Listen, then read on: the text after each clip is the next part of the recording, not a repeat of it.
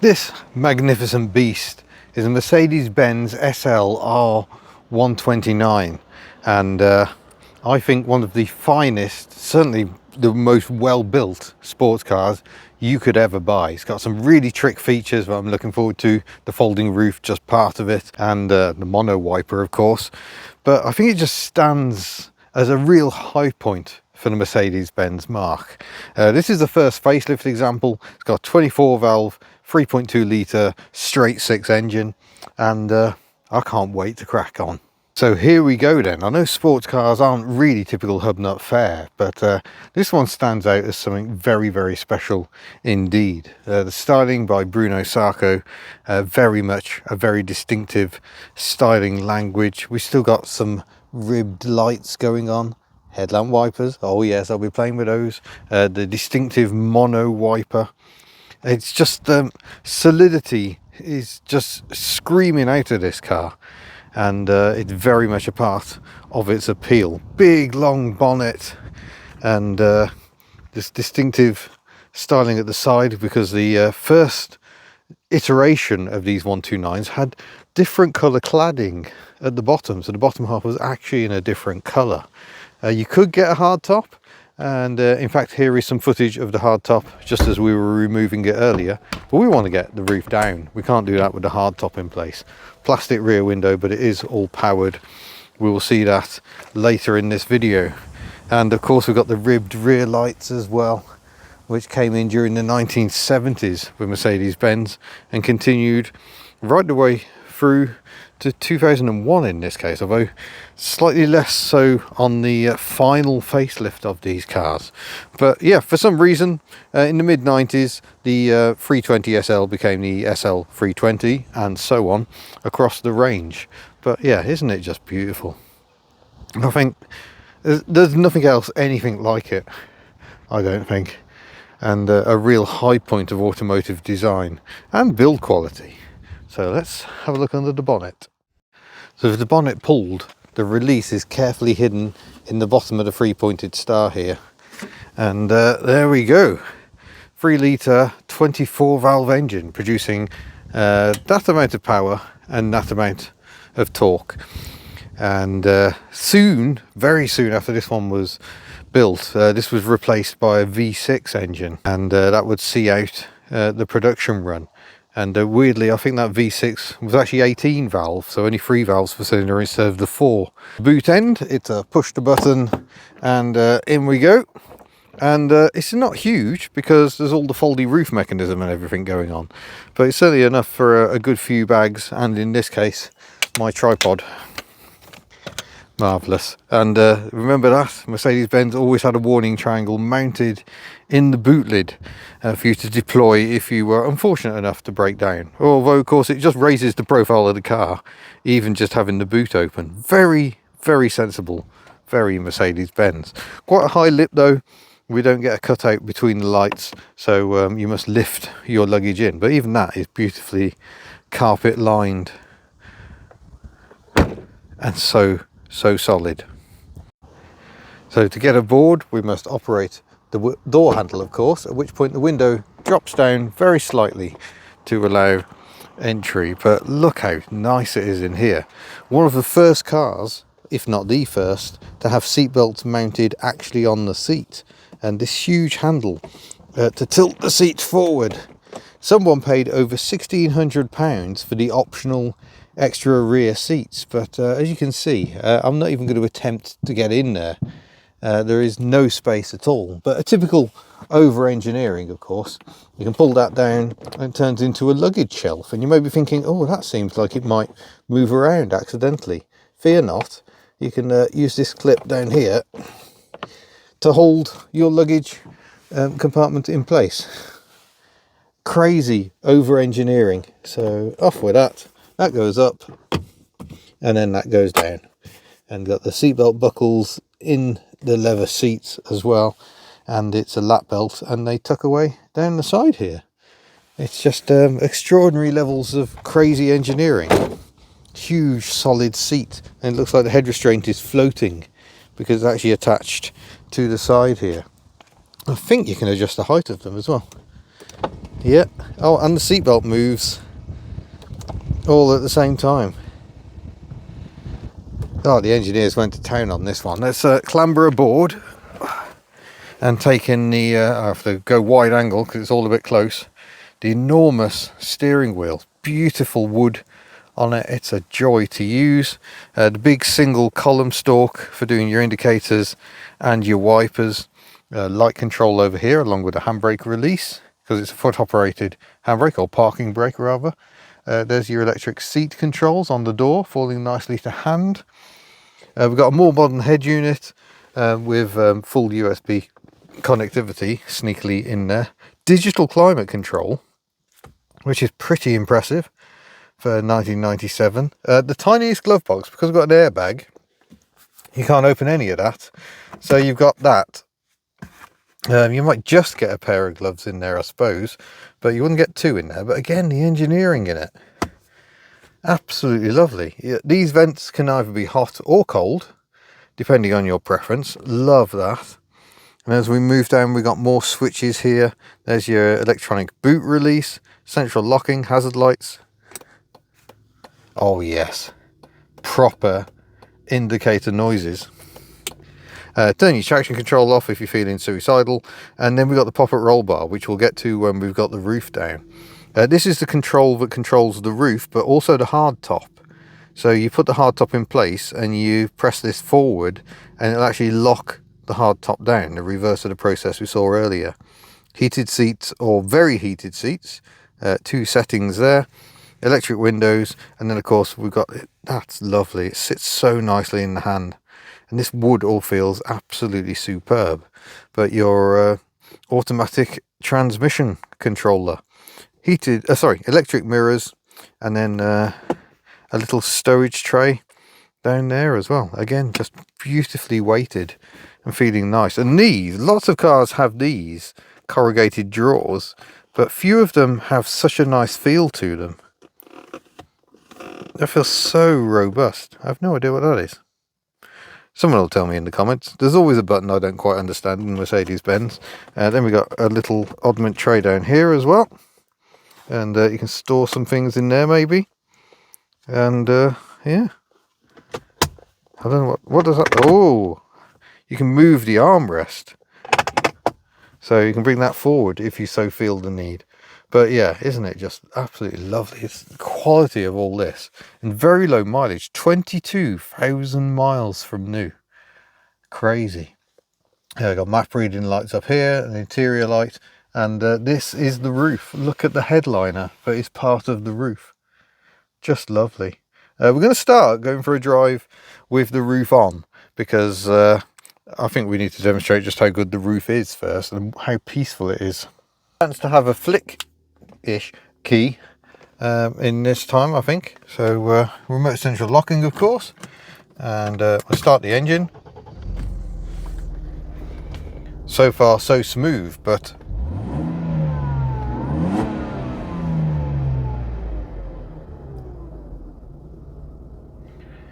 yeah, that sounds very, very interesting indeed. Unfortunately, this car seems to have developed a problem with the braking, so I'm just going to turn it off. It's the traction control, it must have a sensor going down, I think. There we go, this time it's absolutely fine. So put my seatbelt on because it's flashing at me. There we go. And seatbelt is just kind of sitting nicely on the seat. So before we do anything, we better do a windscreen wiper for some mono wiper action. Maybe play this back on a slow speed. Look at that, vicious efficiency. No triangular doom here. It got the little love heart at the bottom of the screen and very mild corners of disappointment, but yeah, very strong wiping performance there.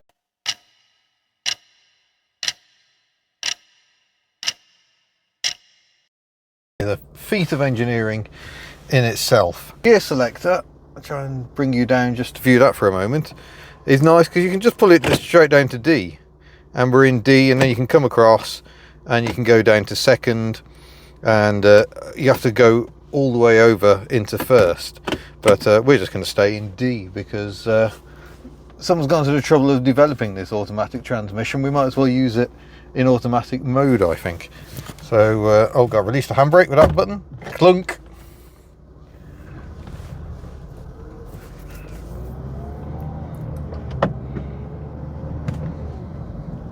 Very musical transmission. It whines like my Ford Fairmont AU in first.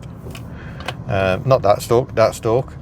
I keep on getting confused. I expect the stalk to be on my right hand and it is on the left.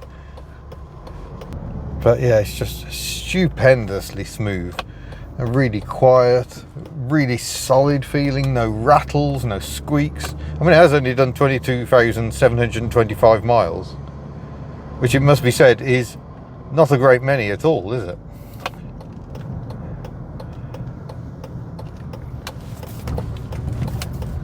Good turning circle. Steering's light but very, very tight feeling, because I think, I could be wrong, I think it's a recirculating ball in these. So the R129 SL had an enviable task of replacing the 107, which had been introduced in 1971, incredibly, and had a production run of 18 years. So it wasn't until 1989 that the 129 series took over. But I far prefer them. The driving position is much, much lower. The steering wheel not so enormous. And much better engines as well. Especially the V8 is an absolute joy. I have driven one of those before.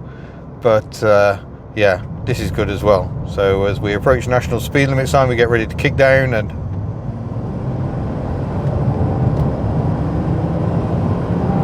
oh gosh! Holy smokes! That is very different to the 2 valve per head 3 litre that I've driven. They don't ever really perk up. They're very smooth, but they don't get down the road like that. By heck, when that got to 3,500 revs, it was like someone set the afterburners off. That really picked up. But you know, here we are galloping along, all the speed in the world, and it just feels so composed, so tight. There's a little bit of wind noise just by my right ear, very, very slight, which is I'm sure that probably wasn't there when the car was new, but you know, hoods shrink a bit with age. I think this one probably spends most of its life furled away. The steering doesn't have a lot of feel to it, it must be said. As a sports car, and SL originally stood for sports light, not that this is light in the slightest. Yeah, it's not engaging. It's very good at pointing the car where it needs to go, but you don't get a lot of feel for it, and it doesn't necessarily inspire confidence. You just got the confidence of knowing that the suspension is so good that it will just grip the road and go. Subject to having the right tyres, of course, and this one definitely does. It's on the same Continentals as my Ford Fairmont AU. Sorry to keep banging on about it. Yeah, this is just lovely. Just flowing down this road. Gosh, the climate control is fierce. That is very cold air coming out the vents.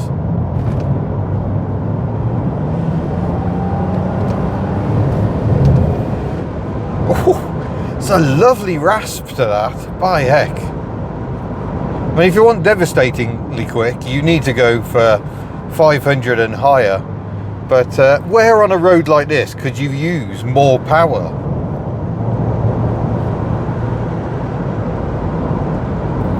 And we're doing just over 2,000 revs at 60 miles an hour. So it's also very relaxing. I mean, obviously, developed in the land of the Autobahn, these cars were designed to cover a lot of ground very quickly, far more quickly than I can legally manage along this road. Brake pedal, slightly traditional style. It's got quite a long travel on it, so you have to push a bit to get your braking, and the throttle pedal as well is a big organ style pedal, so not the most responsive. But like I say, I think Grand Tourer was really the aim rather than out and out sports car. You want to drive it quickly around some bends, it will do that, but there are other cars that feel rather more nimble.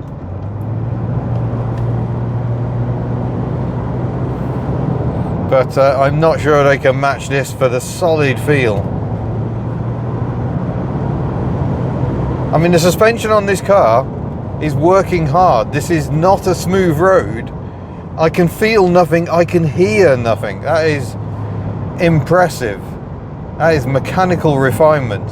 It's just so effortlessly quick down this road.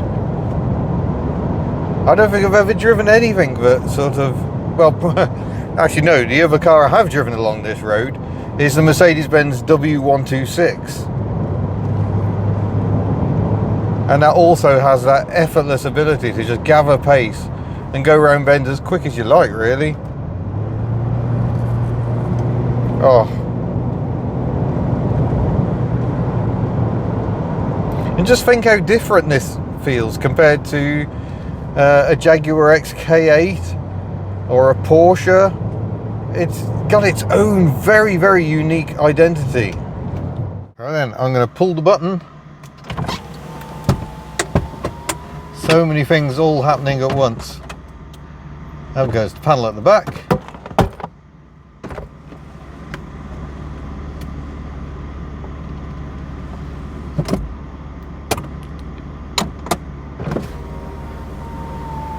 And windows back up. Oh, it definitely feels quite different having the roof off. Well, I've got you attached to the window. I was worried that it might vibrate, but not a bit of it. Oh, a national speed limit, you say?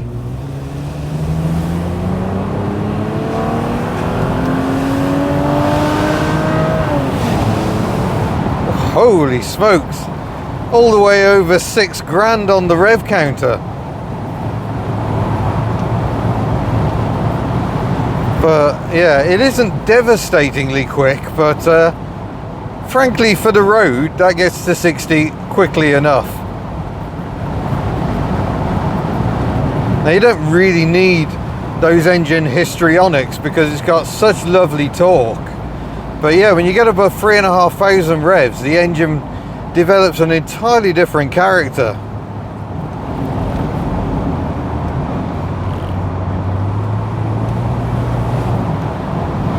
Oh wow. But down for this one definitely needs a little slowing down, even in this car. Back on the power.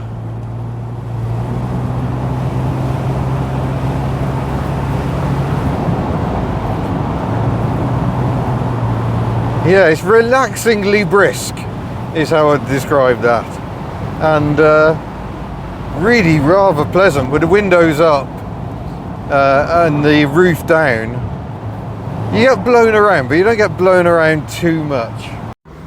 Oh, sorry, I'm getting carried away. I did promise you some roll bar action. So if I press the button, the roll bar hydraulically appears right behind us. It doesn't go up any further than that.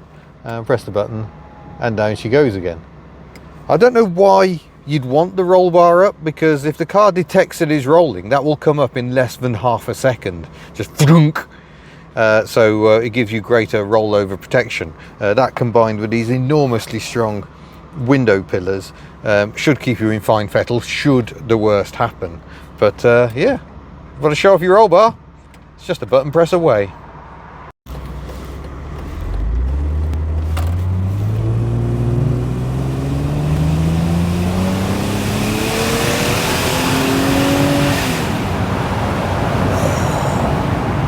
Oh, that is intoxicating.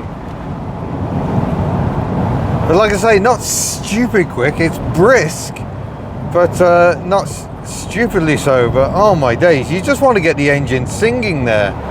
But really, the best way to drive the car is in a rather more relaxing manner, I think.